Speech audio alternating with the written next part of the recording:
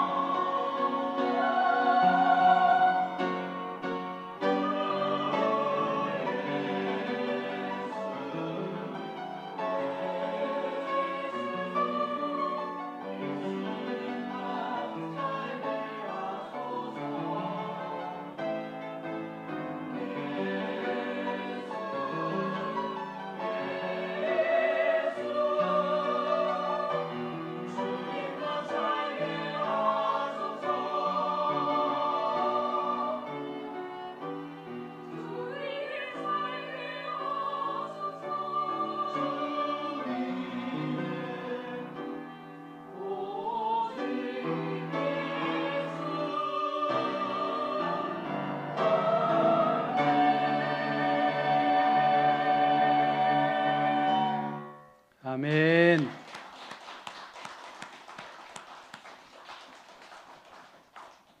너무 잘하죠. 총회사는 우리 교회별 중창단 찬양대회 나가도 우리가 특별히 뭐 이변 없는 한 우승할 수 있을 만큼의 실력 같습니다. 너무 잘하시는 것 같습니다. 우리 한번 옆에 분과 인사하겠습니다. 우리 마음에 사랑을 가득 담아서 이렇게 인사하겠습니다. 당신은 하나님께서 만드신 가장 귀한 걸작품입니다.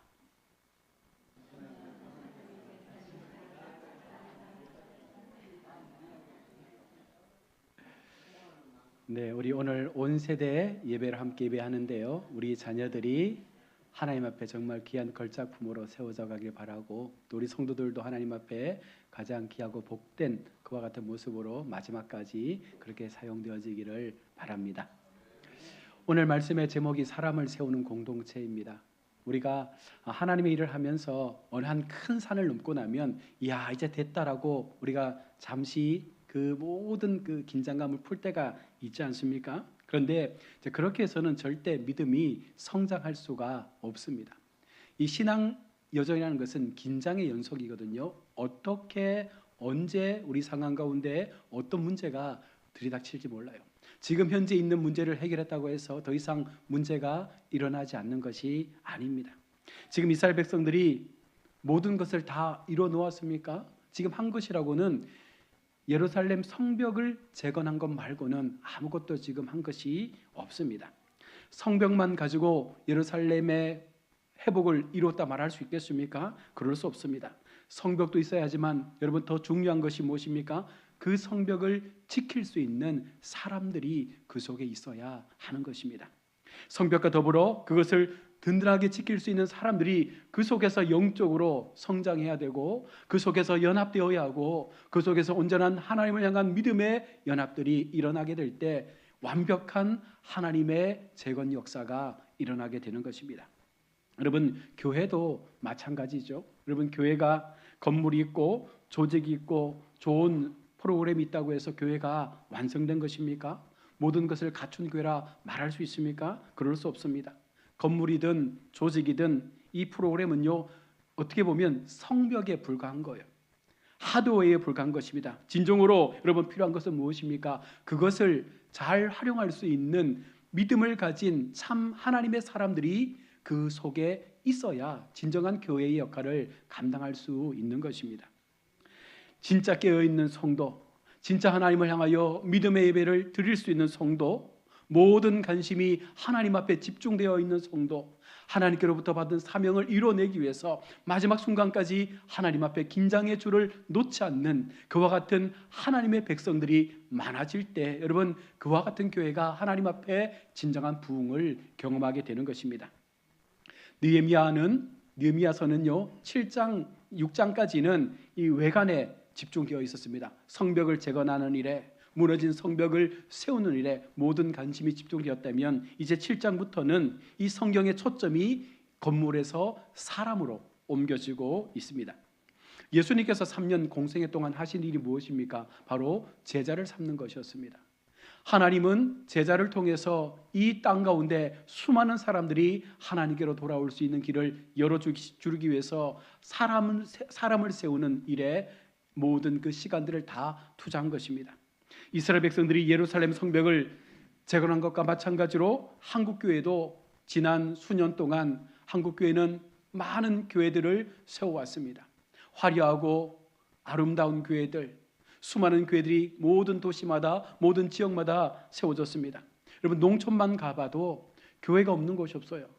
모든 교회들이 리모델링을 하고 아름답게 세워져 있습니다. 그러나 막상 그 교회에 들어가 보면 성도가 없는 거예요. 그 교회를 사역할 수 있는 목회자가 없는 거예요. 불과 연세가 만만하신 그런 어른들 성도만이 한 5분 정도 교회를 지키고 있을 뿐 이제 모든 사람들이 교회를 떠나버린 농촌교회의 실정입니다. 건물은 그럴싸한데 외관에서 보면 참 아름다운 교회 같아 보이는데 막상 들어가 보니까 일할 일꾼이 없는 것입니다. 지금 우리나라 교회도 점점 유럽화 되어가고 있습니다. 신앙의 선배들이 교회를 너무나 아름답게 열심히 지어놓았지만 무엇이 문제입니까? 제자를 양육하지 않은 거예요. 교회 속에 진정한 사람을 세우지 않은 것입니다. 얼마나 많은 교회들이 이 땅 가운데 세워져 있습니까? 그러나 그 속에 과연 얼마나 하나님 앞에 믿음의 부름을 받고 하나님을 위하여 충성하고자 하는 참된 믿음의 일꾼들이 과연 교회 속에 얼마나 있는가? 여러분, 이것이 지금 우리가 풀어야 할 숙제인 줄로 믿습니다. 교회들은 지금 텅텅 비어가고 있습니다. 많은 사람들이 교회를 떠나고 있습니다. 심지어 믿음의 사람들조차도 하나님 앞에 예배하는 시간들에 대하여 그렇게 비중을 두지 않습니다. 그냥 한번 하나님을 예배하면 그것으로 만족합니다. 여러분, 그 마음이 더 지속되어지면 우리도 유럽 교회처럼 어느 순간 교회 속에 아무도 남지 않는 그와 같은 모습을 보게 될 것입니다. 여러분, 이것은 두려운 일이 아닐 수 없는 거예요. 그러므로 이제 교회가 어디에 관심을 두어야 합니까? 여러분, 사람에게 관심을 두어야 합니다. 성벽 안에서 영혼을 깨우고 영혼을 살리고 그 영혼들이 연합해서 기도하고 하나님 앞에 몸 바쳐 사명 위하여 일할 수 있는 믿음의 일꾼들을 세우는 역할을 이제 교회가 감당해야 하는 것입니다. 한 사람이 올바르게 세워지면 여러분, 한 민족이 살아나는 역사가 나타나는 것입니다. 교회 속에 올바른 믿음의 성도 한 사람이 세워지면 교회는 분명 놀라운 하나님의 일을 감당할 수 있게 된다는 것입니다. 여러분, 되는 교회는요, 사람에게 관심을 둡니다. 되는 교회는 교회를 짓는 것에 관심을 두는 것이 아니라 사람을 세우는 일에, 사람을 키우는 일에, 사람에게 더 많은 에너지를 쏟는 일에 관심을 갖는 교회가 참으로 잘 되는 교회입니다. 지금 우리 교회는 어디에 관심을 두고 있습니까? 오늘도 우리가 온 세대 예배를 드리면서 아이들과 함께 예배하는데요, 과연 우리의 마음 가운데 이 아이들에 대한 소망이 어느 정도 될까요? 과연 이 아이들이 정말 우리의 대를 이어서 우리 교회를 지켜갈 수 있는 믿음의 세대로 자라날 수 있다는 그 마음을 가지고 우리는 이들에게 얼마나 많은 투자를 하고 있습니까? 지금 나는 어디에 관심을 두고 있습니까? 여러분들이 인생의 시간을 살아가면서 과연 나의 관심사가 무엇입니까? 돈입니까? 자동차입니까? 아니면 주식입니까? 참된 성도는 여러분, 그와 같은 세상 것에 관심을 두기보다는 여러분, 사람에게 관심을 갖는 거예요. 참 믿음의 사람, 함께 동력할 수 있는 사람, 함께 믿음의 같은 비전을 꿈꾸며 하나님의 몸된 교회를 세울 수 있는 그와 같은 믿음의 동력자들에게 관심을 갖는 교회가 참으로 소망이 있는 교회인 줄로 믿습니다. 기도의 성자 바운즈는 자신의 글에서 이렇게 이야기합니다. 목사는 무엇을 하는 사람인가? 아마 자기 자신에게 물었던 질문 같습니다. 목사는 설교를 만드는 사람이 아니라 성도를 만드는 사람이다. 목사는 설교를 만드는 사람이 아닙니다. 목사는 사람을 세우는 사람입니다. 그래서 자신을 설교하는 사람 정도로 치부해버리면 더 이상 발전할 수 없는 거예요. 많은 목회자들이 설교 원고를 작성하고 그 설교 원고를 강단에서 전하고 나면 내 할 일을 다 했다고 생각하는 분들이 많은 것 같습니다. 그러면 여러분, 그 교회는 희망이 없는 거예요. 바운드는 이것에 대해서 크게 잘못된 생각임을 우리 가운데 지적합니다. 설교는 사람을 만들려는 방편일 뿐이지 그것을 통해서는 결코 온전한 교회를 세울 수가 없다는 것입니다. 목회자는 책상 위에 설교 원고가 아닌 하나님께서 맡겨주신 한 영혼 한 영혼을 붙들고 투쟁하는 자가 되어야 한다는 것입니다. 이 말을 좀 더 확장하면 여러분, 성도는 어떤 사람입니까? 여러분, 성도는 어떤 사람입니까? 그저 하루에 한 번 하나님 앞에 나와 예배하는 사람입니까? 하나님 앞에 나와 예배하며 특정한 헌금을 드리는 그런 사람입니까? 아니에요. 하나님 앞에 진정한 성도는 하나님의 마음을 가지고 사람을 살필 수 있는, 교회를 돌아볼 수 있는 하나님의 마음을 가지고 하나님께서 꿈꾸시는 그 비전 앞에 나의 삶이 요동칠 수 있는 그 마음을 가진 자가 진정한 하나님의 백성이라고 말씀하는 것입니다. 느헤미야가 성벽 재건을 마치고 난 이후에 제일 먼저 세운 사람들이 누구입니까? 우리 지난주일 살펴본 것처럼 1절 말씀에 성이 건축됨에 문짝을 달고 문지기와 노래하는 자들과 레위 사람들을 세운 후에, 문지기와 노래하는 자들과 레위 사람들이 어떤 사람들입니까? 예배의 봉사자들입니다. 성벽이 완성되기 무섭게 여러분, 느헤미야는 어떤 사람들을 선별하는 거예요? 예배를 섬길 수 있는 사람들, 예배가 온전하게 드려질 수 있도록 하나님 앞에 예배를 섬길 수 있는 사람들을 먼저 세운 것입니다. 무너진 성벽을 재건할 때에도 느헤미야가 가장 먼저 건축한 것이 어디입니까? 더러운 오물을 버리는 똥문이었습니까? 물이 중요하다고 수문을 먼저 건축했습니까? 말이 왕래할 수 있는 마문을 만들었습니까? 아니었습니다. 느헤미야는 양문을 제일 먼저 건축했습니다. 하나님 앞에 올려질 그 하나님의 제단에 바쳐질 양이 출입할 수 있는 그 양문을 먼저 재건한 것입니다. 여기에는 느헤미야가 무엇을 그 마음에 두고 있는지를 우리가 볼 수 있죠. 느헤미야의 개혁은 예배의 개혁이 단행되어야 된다는 것을 알고 있었습니다. 하나님 앞에 진정한 예배가 드려질 수 있는 그와 같은 문들이 열려질 때 분명 하나님은 이 예루살렘을 회복하실 것이다. 이것이 느헤미야의 마음 가운데 주어진 하나님의 열심이었습니다. 이 성벽 재건을 모두 마치고 난 뒤에 일꾼을 세울 때에도 느헤미야는 누구부터 세웁니까? 하나님의 성전에서 예배를 도울 수 있는 문지기와 노래하는 자들을, 레위인들을 먼저 세운 것입니다. 이것을 통해서 우리가 느헤미야의 마음을 볼 수 있죠. 느헤미야는 하나님 중심, 예배 중심, 성전 중심의 삶을 살았던 사람입니다. 여러분, 우리 마음 가운데 여러분 이와 같은 느헤미야의 마음을 가지고 하나님 앞에 우리도 세워지기를 원합니다. 느헤미야가 주도한 개혁의 특징이 무엇이었습니까? 하나님 중심이라는 거예요. 무조건 기도하고 무조건 예배의 삶의 자리에서 하나님께서 꿈꾸시는 그 거룩한 비전을 세상과 함께, 성도들과 함께 공유하면서 그 믿음의 제단을 쌓는 것이 느헤미야의 개혁의 핵심이었습니다. 오늘날 우리 그리스도인들이 왜 세상 가운데 이렇게 지리멸렬하고 있습니까? 아무런 힘을 발휘하지 못해요. 아무런 능력을 행하지 못합니다. 오히려 비난받지 않으면 감사한 것으로 여기는 것이 오늘 우리 교회의 실정입니다. 왜 그렇습니까? 하나님을 최우선으로 여기지 않았기 때문에 그런 것입니다. 미국이 건국 이후 200년 동안 놀라운 분야에서 승승장구합니다. 세상의 패권을 쥐고 세상을 움직이는 가장 중심에 선 거대한 나라가 되었습니다. 그런데 그 이유가 여러분 어디 있는지 아십니까? 그들은 제일 좋은 것을 먼저 하나님께 드리는 이 청교도의 신앙을 가지고 하나님 앞에 그 믿음의 시간들을 살아왔다는 것입니다. 예를 들어 미국의 명문 대학교가 있습니다. 그들은요, 아들을 낳으면, 믿음의 명문가에서는요, 아들을 낳으면 가장 먼저 목사로 소원하는 경우가 많았다고 합니다. 나의 첫 아들은 하나님 앞에 가장 귀한 것이기에 하나님을 위해서 쓸 수 있도록 하나님 앞에 바치겠습니다. 그래서 똑똑하고 괜찮은 아들들을 다 신학교에 보냈던 것이 미국 청교도의 정신이었습니다. 미국 최고의 명문인 하버드와 예일과 스탠퍼드 대학의 그 출발이 무엇이었습니까? 신학교였습니다. 그들은 신학의 기초 속에서 대학을 세웠고 그 기준 속에 하나님 중심의 학교가 세워지게 될 때 세상에서 가장 놀랍게 사람들의 입에 오르는 명문대학교가 된 것입니다. 여러분, 그들이 왜 장남을 신학교에 보내고 잘난 아들들을 목사로 만들었겠습니까? 그 마음속에 가장 좋은 것, 가장 귀한 것을 하나님 앞에 드려야겠다라는 그 마음이 그들의 삶 가운데 그냥 체득되어 있는 거예요. 무엇보다도 내게 주신 것 중에 가장 귀한 것은 먼저는 하나님 앞에 드려야겠다라는 그 마음이 그들의 신앙 가운데 자리 잡고 있었기 때문에 그것은 여러분 그들에게 고민거리가 되지 않는 것입니다. 그들은요, 교회를 세울 때에도 마을의 가장 좋은 위치, 가장 좋은 곳에 교회를 세웠습니다.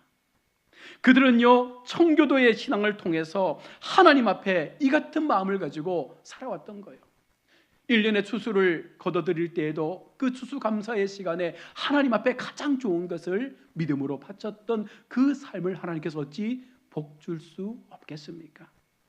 하나님은 그렇게 살아왔던 200년 동안 미국을 복되게 하신 거예요.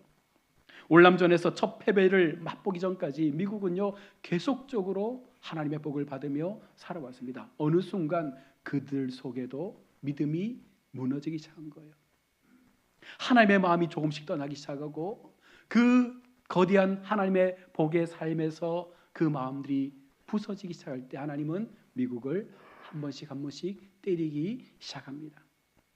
여러분, 실패를 모르고 승승장구했을 때에 그들의 삶은요, 하나님을 우선할 줄 아는 민족이었기 때문에 그런 것입니다. 그러나 그와 같은 민족일지라도 하나님을 떠나는 순간 그 모든 것들은 또한 사라지게 된다는 것이 성경이 말씀하고 있는 하나의 진리입니다.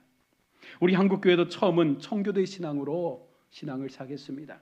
지나온 역사를 돌이켜보건대 한국교회의 처음 출발은요, 믿음을 통해서 모든 것을 하나님 중심으로, 교회 중심으로 그렇게 하나님 앞에 철저하게 바쳤던 우리 선조의 믿음을 보게 됩니다. 그러나 어느 순간부터 하나님 앞에 최고의 것을 드린 것에 대해서 인색한 삶으로 바뀌어진 거예요.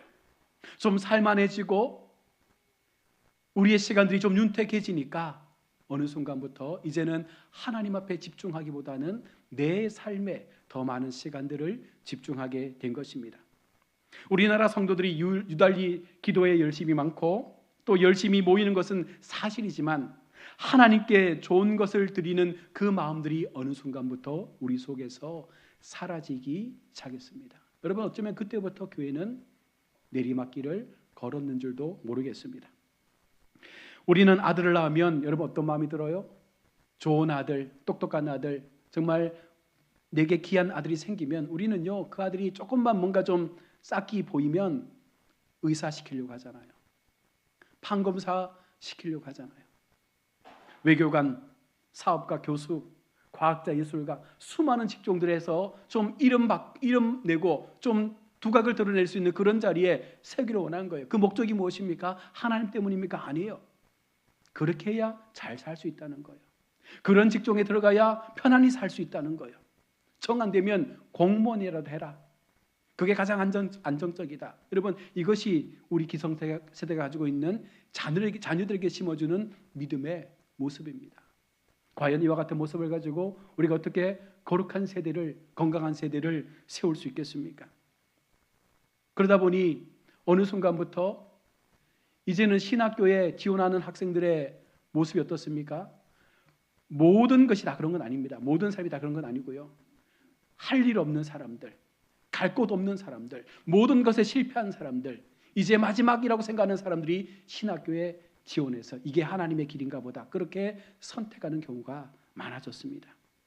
이렇게 하다 보면 우리 사회에서 목회자들의 집단이 가장 열등한 집단이 될 수밖에 없습니다. 목회자라는 이 직종이 어떻게 보면 가장 인격적으로 모자라는 사람들의 모임이 될 수 있습니다. 물론 그런 사람들을 통해서 하나님께서 역사하실 수 있겠지만 지금 말씀드리는 것은 우리가 하나님 앞에 무엇을 내어드리고 있느냐에 지금 초점을 맞추고 있는 거예요. 우리는 과연 하나님 앞에 어떤 마음으로 우리의 삶에 가장 귀한 것을 하나님 앞에 바치고자 하는 마음을 가지고 사람을 세우는 일에, 우리 자녀를 세우는 일에 그 마음을 쏟고 있느냐? 여러분, 그 질문에 우리가 무엇이라고 대답할 수 있습니까? 실력 없고 도덕성 없고 윤리적으로 해이한 사람들이 목사가 되니까 얼마나 많은 목회적 문제가 일어나고 있습니까? 얼마나 많은 교회가 세상의 뉴스에 이슈화되어져서 수많은 범죄의 어떤 소굴처럼 비춰지는 모습들이 일어납니까? 여러분, 한국교회는 다시 한번 철저하게 하나님 앞에 회개해야 될 줄로 믿습니다. 제일 좋은 것을 하나님 앞에 드릴 줄 몰랐던 그 잘못을 이제는 뉘우쳐야 합니다. 하나님을 멸시했던 것에 대해서 우리가 반드시 기도하며 회개해야 됩니다. 여러분, 이것은 많은 헌금을 드리라는 요청이 아니에요. 내 마음 가운데 정말로 하나님 앞에 드려지고자 하는 그 마음의 가장 중심, 가장 기쁨의 것들, 가장 소중한 것들을 얼마나 두려움 없고 고민 없이 하나님 앞에 바칠 수 있는 이 믿음이 우리를 지배하고 있느냐, 여러분, 그것이 중요하다는 것이죠. 지금 한국교회가 세상 사람들에게 밟히고 손가락질을 받는 신세가 된 원인이 여러분 어디에 있습니까? 원인은 한 가지입니다. 교회가 하나님을 멸시했기 때문입니다. 우리가 지금 하나님을 멸시하고 있는 거예요. 그러므로 교회가 이 축복의 길로 다시금 돌아올 수 있는 방법이 무엇입니까? 교회가 가지고 있는 가장 좋은 것, 가장 사랑하고 가장 귀한 시간들을 하나님 앞에 바치고자 하는 그 마음이 회복되어야 교회는 일어날 수 있습니다. 가정도 마찬가지고 개인도 마찬가지입니다. 지금 느헤미야는 그 마음을 가지고 하나님 앞에 가장 귀한 것이 무엇인지를 생각하며 사람을 세우는 일에 중심적으로 일을 하고 있는 것이죠. 여러분, 우리도 하나님 앞에 가장 소중한 것을 드리는 신앙으로 나아갈 수 있기를 바랍니다. 무엇보다 예배를 귀하게 여기는 삶으로 살아가기를 원합니다. 여러분, 우리가 하나님 앞에 가장 귀한 것을 드린다고 할 때 그 귀한 것이 무엇입니까? 여러분에게 가장 귀한 것이 무엇이에요? 어찌 보면 시간이 금이라고 하지 않습니까? 우리 하나님 앞에 드릴 수 있는 그 귀한 시간을 우리가 정말 하나님 앞에 드리고 있습니까? 그 마음을 하나님 앞에 바치며 그 믿음의 시간들을 살아가고 있습니까? 하나님 앞에 내가 믿음을 가진 성도로 몸된 교회에 충성된 일꾼으로 쓰임받기를 원하면서도 내 마음 가운데 하나님 앞에 가장 귀한 시간들을, 예배의 시간들을 온전히 쌓아가고 있습니까? 그렇지 못한 거예요. 사무엘상 2장 30절은 이렇게 우리 가운데 경고합니다. 나를 존중히 여기는 자를 내가 존중히 여기고 나를 멸시하는 자를 내가 경멸히 여기리라. 여러분, 이것은 불변입니다. 하나님 앞에 거룩함으로 드려지는 이 믿음의 삶이 하나님 앞에 존중되어 드려질 때 하나님은 우리를 존중하실 것이지만 우리가 그렇지 못한 태도로 하나님 앞에 나아간다면 결코 이것은 복을 받을 수 없는 삶이 되는 것이에요. 요즘 소수의 교회들이 이 주일을 온전히 지키기 위해서 주일 예배를 변화시키고 있죠. 오전 예배를 드리고 나면 우리가 2시 예배를 드리는 교회가 많아졌는데 과거에는 밤 예배를 드렸습니다. 7시 예배를 드리고 8시, 9시에 마쳤는데 왜냐하면 온 종일을 하나님 앞에 예배하기 위해서 그날을 전심으로 바치기 위해서 그렇게 했는데 어느 순간부터 성도들이 교회에 오래 머물러 있는 것이 불편한 거예요. 그 긴 시간이 너무나 아깝다는 거예요. 빨리 맞춰주면 그 이후의 시간들을 우리를 위해서 쓸 수 있는데 그래서 어느 순간부터 교회가 예배 시간을 앞당기면서 이제는 저녁 예배가 사라지고 모든 교회들 대다수가 오후 예배를 드리고 있습니다. 여러분, 이것이 하나님을 어떻게 보면 경멸히 여기는 것 아니겠습니까? 하나님 앞에 내가 가장 귀하게 여기는 것들을 하나님께 드리지 못하면 하나님께서도 우리에게 가장 귀한 것을 우리의 삶에 내어놓지 못할 것입니다. 한 번쯤 들어봤던 예화일 텐데요, 에릭 리들이라는 운동선수 이야기입니다. 이는 영국 선교사 자녀로 중국 천진에서 태어났습니다. 그는 선교사의 자녀로 먼 거리를 걷고 다니다 보니 달리기에 출중한 재능을 얻게 되었습니다. 그는 에딘버러 대학에 입학한 뒤에 본격적인 육상 선수로 활동을 시작합니다. 수년간 걸쳐 전 영국 단거리 육상대회를 석권하면서 스코틀랜드 국가대표 럭비팀에서 활약하기도 했습니다. 에릭은 영국 대표로 1924년 파리 올림픽 경기에서 금메달 후보에 확정될 만큼 굉장한 실력을 보유한 선수입니다. 그러나 100m 경기 일정이 바로 주일이었습니다. 그는 이렇게 기자들 앞에 고백합니다. 저는 주일에 안 뜁니다. 주일날은 예배를 드려야 합니다. 그는 단호한 결정을 내렸습니다. 그 결정은 주일 성소를 위한 자기 희생적인 결정이었고 주일은 주님의 날이므로 주님께 예배해야 한다라고 하는 그 신앙의 결단이 바로 그의 고백이었습니다. 에릭의 100m 출전 포기를 들은 영국 전체의 반응은 뒤숭숭했습니다. 편협하고 옹졸한 신앙인이다. 신앙을 소매 끝에 달고 다니는 위선자다. 조국의 명예를 버린 자다. 에릭은 100m 예선 경기를 하던 7월 6일 주일에 스코츠 커크 장로교회에서 평소처럼 성도들에게 신앙의 간증을 하며 예배의 자리에서 하나님을 섬겼습니다. 그 후 에릭은 자신의 주 종목이 아닌 200m에서 동메달을 땄고 400m에도 출전하게 됩니다. 그는 사실 400m에서 다른 선수의 들러리로 설 때가 많았습니다. 그런데 에릭은 신들린 사람처럼 400m를 마치 100m를 뛰는 주법으로 달렸습니다. 경기를 지켜보던 전문가들은 에릭이 저런 속도를 유지하다가는 도중에 쓰러져 죽을지도 모른다라고 그렇게 멘트가 나올 정도였습니다. 그러나 에릭은 47초 6이라는 세계 신기록을 세우며 금메달을 목에 걸었습니다. 결승전 테이프를 끊고 쓰러진 에릭의 손에는 한 쪽지가 지어져 있었습니다. 그가 결승전에 출전할 때 담당 안마사가 그에게 준 하나의 성경 쪽지였습니다. 그 말씀이 사무엘상 2장 30절의 말씀입니다. 나를 존중히 여기는 자를 나도 존중하리라. 여러분, 이 마음이 있어야 된다는 거예요. 그는 우승의 비결을 묻기를 기자들에게 처음 200m는 나의 힘으로 뛰었고 나머지 200m는 주님의 도우심으로 뛰었습니다.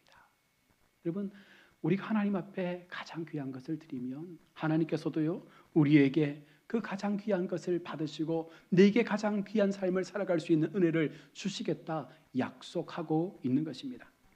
그는 주일을 주님의 날이라는 그 삶의 고백을 통해서 분명한 신앙인의 삶을 보여줬고 온 영국의 위대한 영웅으로 다시금 이름을 떨치게 되었습니다. 그리고 나서 어느 순간 선수를 은퇴하고 아버지의 그 신앙을 받아서 선교사로 텐진으로 돌아가서 복음을 전했고 그곳에서 수많은 사람들에게 하나님을 전하면서 중국 선교의 사명을 감당했다고 합니다. 2차 세계대전이 끝나기 전 몇 년간 1,800명의 다른 그리스도인들과 함께 일본군 치하 바로 웨이시엔의 수용소에 갇혀 지내며 타인들을 격리하는 삶을 살다가 43세에 1945년 19년간의 선교를 마치고 순교하였다라고 기록하고 있습니다. 감옥에서 숨질 때 그의 얼굴빛은 빛이 났고 성도들의 찬양과 경배 속에서 하나님의 부름을 받았다. 그에게서 복음을 받은 사람들이 중국 웅방시 감옥 옆 작은 동산에 그를 안장하였다.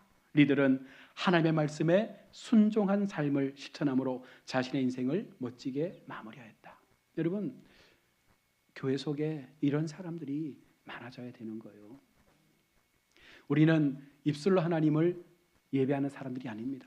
우리는 몸으로, 삶으로 우리의 모든 전인격을 동원해서 하나님 앞에 공동체를 세우기 위해서 우리의 모든 것에 가장 중심되는 것을 하나님 앞에 드려야 하는 것입니다.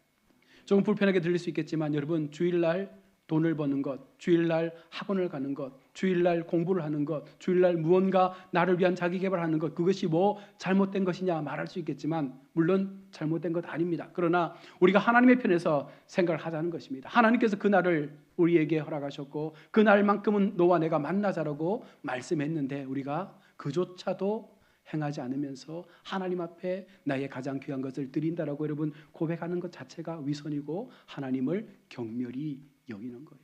그런 우리가 어떻게 하나님 앞에 복을 받겠다라고 이 자리에서 예배할 수 있겠습니까? 우리는 이 마음을 버려야 합니다. 처음의 마음으로 돌아가서 정말 하나님 앞에 무엇이 가장 귀한 것인지, 무엇이 하나님 앞에 가장 선한 것인지, 내가 어떻게 하나님 앞에 믿음의 삶을 살아내야 내 삶에 하나님의 주시는 그 복이 임하게 될지를 우리가 생각하면서 바르게 살자는 거예요. 바른 믿음의 시간들을 지켜가자는 거예요. 하나님 앞에 우리가 살아가야 될 그 삶의 신앙들이 여러분 대단한 것 아니지 않습니까? 하나님께서 우리 가운데 대단한 것 주차하는 것 아니지 않습니까? 바르게 살자는 거예요. 믿음 가운데 살자는 거예요. 거룩하게 살자는 거예요. 정말 의롭게 정의롭게 말씀 앞에 우리의 신앙을 좀 세워가 보자는 거예요. 그래서 너희가 어떻게 하나님의 복을 받으며 살고 있는지를 세상 가운데 보여주자는 거예요. 하나님께서 우리를 그와 같은 간증의 모습으로 세워가기를 원하시고 싶다라고 우리 가운데 그렇게 말씀하시는 거예요. 그런데 우리는 그 말에 귀를 열지 못하고 있는 것 같습니다. 하나님 앞에 분명해져야 합니다.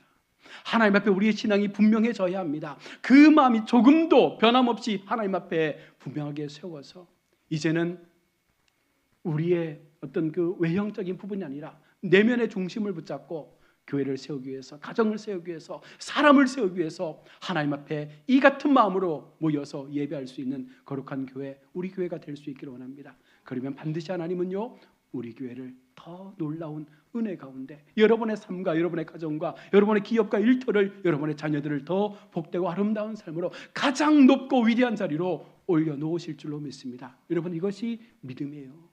이것을 믿는 것이 믿음이에요. 이와 같은 하나님의 은혜와 능력을 믿는 것이 우리가 주님을 향하여 나아가는 예배의 자리인 줄로 믿습니다. 그 마음으로 함께 이 한 해 동안 정말 우리를 향하여 만들어 가실 놀라운 하나님의 기적의 역사들을 경험하시는 우리 귀한 교회, 우리 모든 성도들 되시기를 주의 이름으로 축원합니다. 아멘. 기도하겠습니다. 아버지 하나님, 은혜를 감사합니다. 우리의 마음 가운데 주신 하나님의 사랑, 우리가 그 사랑을 통해서 이제 무너진 우리의 재단을 수축하기를 원합니다. 우리의 가정과 우리 일터와 우리의 생업과 우리 자녀들, 우리 교회를 위하여 기도합니다. 하나님, 가장 주님 앞에 우리의 삶에 소중하고 귀한 것을 먼저 내어드릴 수 있는 믿음의 결단 있게 하여 주옵소서. 하나님 중심으로, 예배 중심으로, 말씀 중심으로 하나님 앞에 우리의 삶을 기쁨으로 드릴 수 있는 견고한 신앙의 결단이 우리의 삶 가운데 있게 하여 주옵소서. 무엇보다도 내가 하나님 앞에 믿음으로 살고자 다짐할 때에 그 무엇과도 바꿀 수 없는 참된 신앙의 고백이 하나님 앞에 예배가 되게 도와주시기를 간절히 원합니다. 하나님을 귀히 여기는 자에게 하나님께서 그 백성들도 귀히 여기겠다 말씀했습니다. 하나님을 경멸히 여기는 자들을 하나님께서도 그들을 경멸히 여기겠다 말씀했습니다. 우리는 어떤 모습으로 하나님을 예배하며 어떠한 마음으로 하나님을 섬기고 있습니까? 들을 끼는 자들은 듣고 깨어 다시 한번 주님 앞에 영적인 삶으로 무장해 갈 수 있는 우리 모든 성도들 되게 하여 주옵소서. 거룩하신 예수님의 이름으로 기도드립니다. 아멘. 찬송 461